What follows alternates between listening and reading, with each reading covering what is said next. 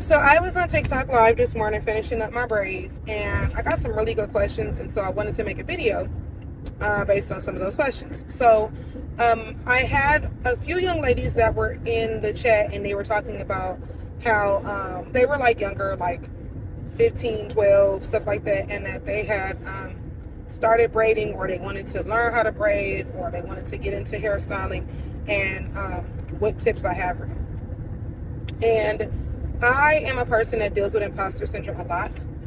And I am well aware that imposter syndrome 99% of the time really is based on your perception of outside people's perception of you. Sorry, I'm on the freeway. And so I said that to say, one of the pieces of advice that I gave those young ladies was to, practice, and post.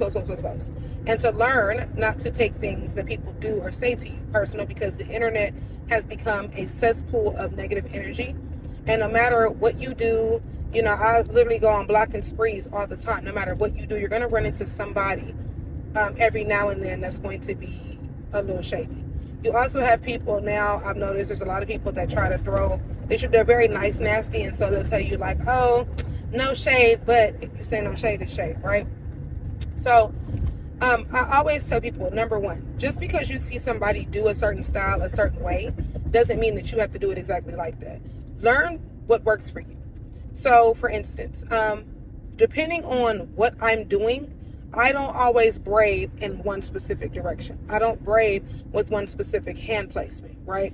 Because how I braid my own head, because I'm working on my person, as opposed to braiding someone and sitting in front of me, is two completely different things. So it's going to cause me to adjust my hands or adjust my arms accordingly. I also have acrylic nails. So braiding with nails, you learn to adjust different than someone that braids without them. Things like that. And so a lot of the time you'll see people, like I know one of the biggest controversies I see a lot is when people get on people about how they start their knotless. So for instance, for myself, I like to start my knotless the first little like loop or whatever, if that's what you want to call it, like the first little part of the braid, I'm going to add hair immediately when I start. I've seen some people that will plait the hair down once or twice and then they'll add hair. You do what works for you, and you do what works for your client. Now, if you have a client that has thicker hair, then yeah, you might not want to add hair immediately. It's the same thing when you do like a feed-in braid, right? But you have to learn what works for you. And at the end of the day, clients don't care as long as you still reach the same result and their hair is not being damaged in the process. That's pretty much it. And so I brought that up because a lot of the time, like I said, everybody is a specialist on the internet. Everybody is a professional, and not everybody actually even has the talent. They just know what something is supposed to look like until they criticize you based on that. I see little girls all the time that will post a hair video, and the video goes viral for all the wrong reasons, and instead of people trying to teach these young ladies or sewing into them, they make fun of them. So my biggest piece of advice is not necessarily to harden your heart, but learn to dismiss anything that is meant to destroy your peace, because you don't want to let people trick you out of loving your art. And I've been there 1,000,001 times. That's why I always say, like, you have to have a passion for what you do. If you don't, you'll burn out real fast and you'll never want to do it again. And unfortunately, people, including our own people, will suck the life and suck the passion up out of you. I'm a firm believer that your hands, as long as you can work with your hands, you'll never be broke. And so whether it's hair, whether it's makeup, whether it's nails, whether it's resume writing, whatever it is, find you a side hustle, because you don't know when that side hustle might be the thing that actually takes you over or be the thing that keeps your lights on. Because nowadays, even if you don't lose your job because you got fired, you may lose your job because the company closes. We saw this happen with the pandemic. So I always find like a plan B. That doesn't mean throw away your dream and scrap your dream. But if you aspire to be a hairstylist, that's great. Aspire to be that. But also think about in the back of your head, what else do I like to do? When I was in beauty school, they were teaching us that we were starting to enter into an industry of specialties, meaning that long gone were the days of the hairstylists that did everything. And so you had a lot of people that specialize in things. And this is my biggest piece of advice, especially when you are entering into a new industry. Find the thing that you are good at, or find the thing that you want to become good at. Work on one thing at a time. A lot of the time you will see people and they will offer everything under the sun. I happen to be one of them people that offer everything under the sun, but it wasn't always like that. So find the thing that you're good at first and work on that. So if all you do is knotless braids, that's fine. That means that you're going to always have, especially with it being, in season right now, get good at them knotless braids. Work on your parting. Work on your feed-in technique. Work on the amount of product and the kind of products that you like working with. Every hair type is different. So what may work for someone who has a finer hair type like mine may not work for someone with thick or coarse hair. You have certain hair types where you can run a flat iron and a press and comb through it 18 times and baby, that hair is resistant. It's not going to do what it do. So you have to find what products and things work. Find what braid hair you like to work with and start there. Then once you master them knotless, then work on your feed-in technique with bohos, where you can add in, or you start to learn to work in the hair, where you start to figure out what kind of hair you actually like to use. And then once you get there, if you decide, I want to start learning how to stitch. Okay, so when you start learning how to stitch, make sure that your actual cornrows are fired first. Because them little parts in the braid don't matter if the cornrow is nasty, if the cornrow is big, or the cornrow is thick. One of the things that I learned is when I took a class with this lady, and what I realized was my technique wasn't off. It was the fact that I was adding too much hair at a time. And then also, depending on the area that you're in, like in LA, we like a thicker braid. They don't like them thicker braids in the South. So you'll see a lot of people with feed-ins and the braid be this thin. It looks fire, but that's not our thing. So you also have to kind of figure out what works for the area that you're in. But if you just focus on one thing at a time, instead of trying to be like a Renaissance woman, your work is going to be a lot more quality. Know what you want to do. So don't just jump in the game doing everything because this is what people are asking for and you don't have a passion for it. I learned this myself. Just because you can do it doesn't mean that it needs to be a service that you offer if you're not happy with it. Okay, so prime example, like I love doing little kids' hair. I don't like dealing with the parents. Because, for instance, I may have a style in mind and I will love to try that out on a child that I know can sit for me, right? But over the years, in dealing with, people have this thing where they feel like because it's their kid and they have to deal with their kid that the rest of the world has to. And in that, they bring a kid to you that may not be ready. And now instead of you being excited, your excitement has now been transformed into frustration and you don't want to do anything anymore. And that's what happened to me. I actually love little girls' hairstyles, but I don't like working with little girls' parents. And so for me, the passion for that is gone. That's not a service that I offer anymore. But I have colleagues that are amazing kid braiders, and I send them to them. One thing about me is if I don't have a passion for it or I don't enjoy it, I will not do it because I'm not going to give you 110%. My brain then goes to, let me just hurry up and get this about the way. And even if it still looks nice, I'm not going to feel as confident in that because it's not something that I genuinely like to do. When someone comes to me with a ponytail, baby, I'm all in. I got my stuff set up. I'm ready. Those are my favorite things to do. Somebody comes to me with a half up, half down, or somebody comes to me with some stitch braids or something like that. Everything that I offer on my website is things that I like to do. Because that way I'm actually enjoying what I'm doing as I'm working and it shows. Don't be afraid to set boundaries. I don't care how mad people get with you. I don't care how much people try to gaslight you. I know in our community, Black people have this really bad habit of trying to bully people into saying yes. It doesn't matter. Stick to your guns. If your no is no, it's going to always be a no, and don't let anybody else change it to a yes. Period. I don't care if it's a celebrity. I don't care if somebody's offering you more money. People have to respect your no. And another thing that I've learned in this industry as well is I don't give a damn how much extra money someone offers you. If they truly respected your business, they would not be asking you to do anything that you've already expressed that you don't want to do. Whether that's taking somebody late, whether that's working with a child, whether that's working with men, whether that's doing a style that you don't offer or don't like to do. Whatever it is, your no must be a no. And once it's a no, do not let anybody under any circumstances change your no. Because the one time that you let somebody think that they have gotten over on you, not only will they continue to get over on you, but they're going to send other people to get over on you as well. It's okay to break up with a client. It is okay to break up with a client, and it is okay to leave people where they have you messed up at. Do not give anybody two chances to play in your face. Once someone plays in your face the first time, that is it. So where I'm at in my career is If we cannot have a civilized adult conversation, I'm not the hairstylist for you. It's okay if you're not pleased with something. It's okay if, you loved your hairstyle, but the next time you'd like it done this way. Maybe you'd like the braids to be a little thicker. Maybe you'd like the braids to be a little longer. Maybe the braids were too heavy this time and you'd like a little less hair used. Or maybe the braids, I got a lot of older clients that want a lot of these hairstyles and then they realize they don't want the braids as long. That's fine. Sometimes, like, you may have a client, one product does not work for everybody. This is why I tell people, when people ask me, oh, what do you use for this? What do you use for that? There's no one size fits all product. So, like I said, it may be somebody with fine hair like mine that could use thin ass Shine Gem and it still looks the same, but somebody else might need a more thicker product.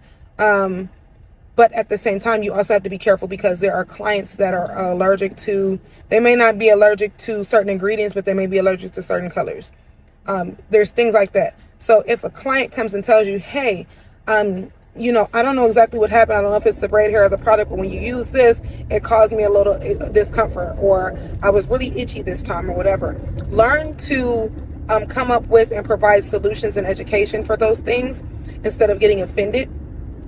But at the same time, if someone is not coming to you in a respectful manner, you try to come to some sort of common ground with the situation, and then just, agree to go your separate way.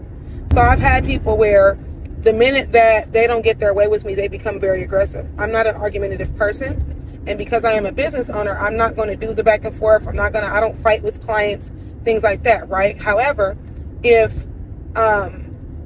you're talking to me in a way that I don't appreciate, we don't need to continue this relationship. And that's okay as well. Like I said, if part of that as well is if people are not respecting the boundaries that you have set for yourself and your business, that's not the client for you. Understand that God did not give you your talent for you to waste it on being frustrated or on dealing with people that you don't want to be bothered with. God gave you your talent to spread love. I always say, if God is love and we are made in God's image and we are of God, our mission is to spread love. And you can spread love and minister through your work, through your art, right? I sit here and I have conversations with my clients all the time. We talk about everything under the sun. If you are not ministering and showing love if you're not happy with where you are, if you're not happy with who you're working with. You know what I mean? So it's like, if you're sitting there and all you can think is, well, I can't stand this lady, I can always get done with this lady's hair. Energy transfers. You're not ministering, you're not spreading love. And it like I said, it may not always show in your work, but you know. And there's always a difference too in when you're in the mood, when you feel like it, when you're well rested, when you're refreshed and ready to go. You can see that difference. And to segue into that as well. Another thing is, and every now and then I still struggle with this too. You owe it to yourself to rest. You owe it to yourself to rest, and you owe it to yourself to take breaks. I know that a lot of us, we grew up in hustle culture, and so we're taught that you're just supposed to be moving. And as Black women, we have this complex where we feel like if we're sitting down, we're lazy, or we're supposed to be doing something. I do it. Like yesterday, my whole entire day of clients, for some reason, either had to cancel or reschedule. And I honestly feel like that was God's way of telling me that I needed to take a break. But I still didn't sit my ass down. Y'all, I literally cooked all day. No one asked me to. Okay? I got up. I made the whole house breakfast, right? Got up, made the whole house breakfast. After I made breakfast, y'all, why I get up in that damn kitchen and start stewing chicken? So I get in there, I'm making brown stew chicken, rice and peas. And then while the brown stew chicken and rice and peas is cooking, I just took my ass back in the damn kitchen and made the kids lunch. I got a whole ass husband right there. I could have asked for help. I honestly didn't need help. I needed to sit my ass down somewhere. But it's hard because your brain is constantly telling you all the pressure that is put on us as Black women. Your brain is constantly telling you, I need to be doing something. If I'm sitting still, I'm lazy. Okay, I'm sitting down, but I'm sure something needs to be done somewhere. No. And I'm talking to me while I'm talking to y'all. You owe yourself a break. You owe yourself to rest. I heard someone say this and it's never left me. We owe it to our ancestors to sit the fuck down somewhere. We owe it to our ancestors to rest. Understand that we got great, great, great, great uncles, grandpas, whoever that wished that they could sit down. And if they sat down, they got their asses whooped or they got killed. So we owe it to each other. We owe it to ourselves. We owe it to our ancestors to sit the hell down somewhere. Phone hours. The reason why I say have phone hours, or at least have your phone on D&D, because with like iPhones and stuff now, you know that when your phone is on D&D, it'll tell another iPhone user that your notifications are silenced. Here's why you do that. Burnout is real. And a lot of the time you feel obligated to your clients. This is something that I still struggle with. You feel obligated to your clients. So you don't want anybody to feel ignored. You don't want anybody to feel like you don't want to talk to them or whatever. However, and then have your phone hours listed somewhere so that when people go to like book, they understand like, oh, I texted her after 9. Okay, she's probably not gonna get to me until the morning, whatever it is. And be consistent with that, because a lot of the time I notice with myself, I'll run and jump to answer somebody and then they expect a speedy answer all the time. And what I will do too is like, if it's a new person that's reaching out to me and I don't answer them right away, I will say good morning or good afternoon or whatever, or hello. I apologize for the delay in response. I do not use my phone when I'm with clients. However, and then I answer their question. If it's on an off day, I'll hit them the next day. Hello, you caught me on an off day, yada, yada, yada, yada. And then I answer within those hours so that they start to understand, oh, okay, so if I text her between this time and this time, I'll get an answer. If I text her between this time and this time and I don't get an answer, she's probably working. Because for me, I do not use my phone when I'm with clients. The only time I use my phone is to turn my music on or change my music. My phone, it'll ring if it's like something with my kids, but other than that, I do not touch my phone.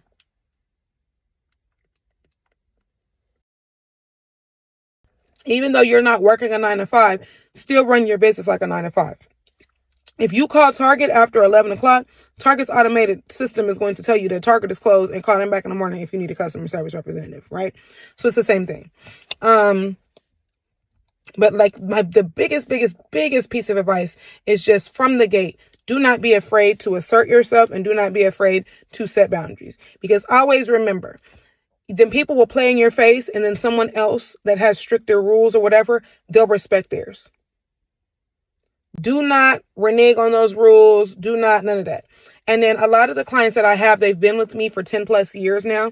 So of course I do look out and I'm a little more lenient with the people that have been with me for a long time, but they still respect my business. So if ever I say, oh, you know what, I'm sorry, I can't do that today. Or you know what, like, girl, normally I would take you because you're a little faster than everybody else, but today is tight. I can't take you today if you're late.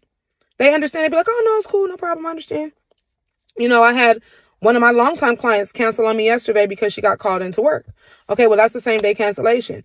And while I would love to, work around what you got going on, I don't get to tell my boss, I don't get to tell my landlord, hey, one of my clients canceled today because she went into work last minute, so I don't got the money to pay you.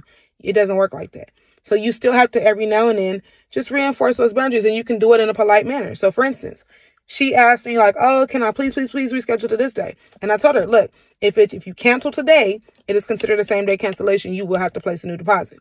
Okay. Is this and this date open? Yes. Can I have that? Sure. Book it on the website. You see how you can still assert yourself without being rude or being an asshole. Now, segueing into that, another piece of advice that I can give is you are not going to make everybody happy. It is impossible. It is absolutely impossible. You will not make everybody happy. It is not a thing, okay? You got to remember, God dropped all of our asses down on this planet, and there are still people that are blaming God for their problems. So you are not bigger than the program, okay? I say that to say, if you know at the end of the day, at the end of that service, whatever it is, at the end of that conversation, that you have done the absolute very best that you are capable of doing, baby, ain't no more for you to do, okay? There's not no more for you to do. There are a lot of people walking around here that are unhealed and they have a lot of internalized issues. And then they get to you and they will find, it could be something where you might have looked at your phone and seen something that you didn't like and you go, and immediately they think that you are huffing and puffing at them and you don't have a ill feeling towards them. You don't even know them well enough yet. And they will internalize that and make it seem like, oh, she don't even like me. Oh my God, this appointment is going to be like this and this and this, whatever. You cannot please people like that. Your job is to do the best that you can do. And what I like to do is I like to create a safe place for my clients if they are not pleased with something or something needs to be fixed or whatever, that they can tell me and we can work accordingly so that they understand that this is a safe place. That is the most that you can do. If someone is unhappy with something, like their service or something, and they voice that to you, then you ask them, hey, how would you like to fix that? And then you guys work on a happy medium with that. Not everybody is going to like you. Not everybody is going to like your business. There's going to be some people that come to you from far and they just don't want to drive that far anymore. It is what it is. There's somebody that you may give them everything. You might have done jumps and flips and cartwheels and poured them a mimosa and all kind of shit, and they still don't like you. Baby, that is not your problem. There are people that don't like Target because they feel like Target is too expensive, and they will go to ghetto-ass Walmart in a minute. There are people like me that don't like Walmart because Walmart is ghetto, and you have a better customer experience at Target. You are not for everybody, and that is okay. You're not supposed to be. The right clientele will align with what you have going on, with your business, your policies, and your core values, and the quality of your work. So I always say the things that I always focus on is trying to give my clients the best customer experience that I can. That doesn't mean that I'm perfect. That doesn't mean it always happens, but I really do try. Making sure that I am choosing quality products and that I'm giving my clients a quality experience.